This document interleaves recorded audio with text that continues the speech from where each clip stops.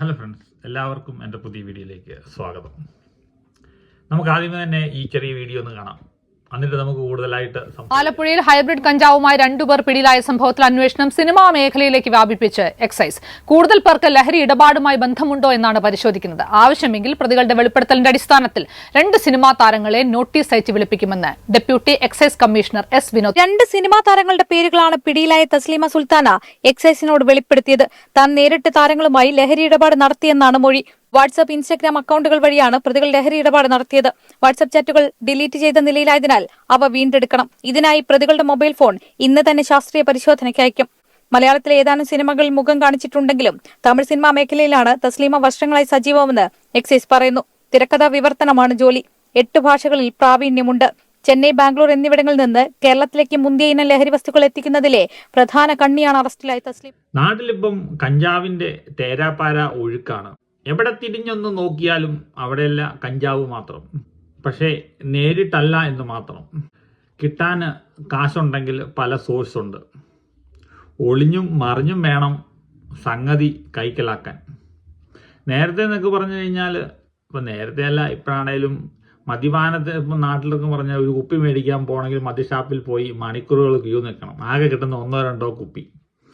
ആ കുപ്പി മേടിച്ച് വന്ന് 2 പെഗ്, 3 പെഗ്, 4 പെഗ്, 5 പെഗ് അടിച്ചാൽ പോലും നാട്ടിലെ അച്ചായന്മാരും ചെറിയ പിള്ളേരൊക്കെ ടാങ്കർ ലോറികളാണ്. 1-2 അടിച്ചാലൊന്നും തലയെ പിടിക്കുപോലും ഇല്ല. ഈ സാധനം എന്ന് പറഞ്ഞു കഴിഞ്ഞാൽ 50 60 പൗണ്ട് രൂപയ്ക്ക് ചെറിയൊരു പൊതി കിട്ടും. അവനെ 2 വരി വെച്ച് കഴിഞ്ഞാൽ 5-6 മണിക്കൂറത്തേന് കംപ്ലീറ്റ് ഫ്ലാറ്റ്. ഒരു ടെൻഷനും ഇല്ല.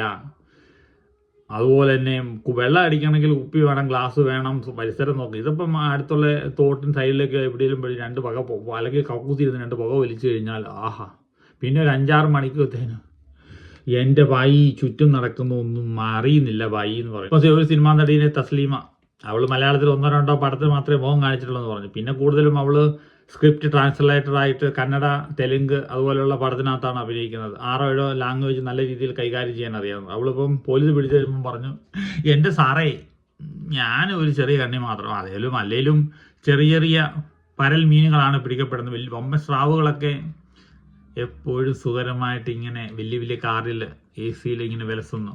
കൂടുതലും നമ്മളിങ്ങനെ അത് കണ്ടപ്പോഴത്തേനും യൂട്യൂബ് ചാനലിൽ ഇങ്ങനെ സ്ക്രോൾ ഡൗൺ ചെയ്ത് നോക്കുമ്പോഴത്തേനും പ്രധാനമായിട്ടും ഷൈൻ ടോം ചാക്കോ, അതുപോലെ തന്നെ നമ്മുടെ ശ്രീനാഥ് ബാസി എന്നുള്ള പേരാണ് പല വീഡിയോയ്ക്കകത്തും കൊടുത്തേക്കുന്നത്. ഇപ്പം ഷൈൻ ടോം ചാക്കോനെ നമുക്കറിയാം, നേരത്തെ എറണാകുളത്തെ ഒരു 2 പെണ്ണുങ്ങളുമായിട്ട് ഒരു ഹോട്ടലിൽ നിന്ന് പൊക്കി പുള്ളി പറഞ്ഞ ആൾ ജയിലിലൊക്കെ ആയിരുന്നത്. ഇപ്പം പുള്ളി തകർത്തായിട്ട് അഭിനയിക്കുന്നുണ്ട്. അതുപോലെ തന്നെ ശ്രീനാഥ് ബാസി സിനിമ ലൊക്കേഷനുള്ള പ്രശ്നങ്ങളും കാര്യങ്ങളൊക്കെ നമ്മൾ അറിഞ്ഞാണ്. അമ്മയെ വന്ന് പ്രശ്നമൊക്കെ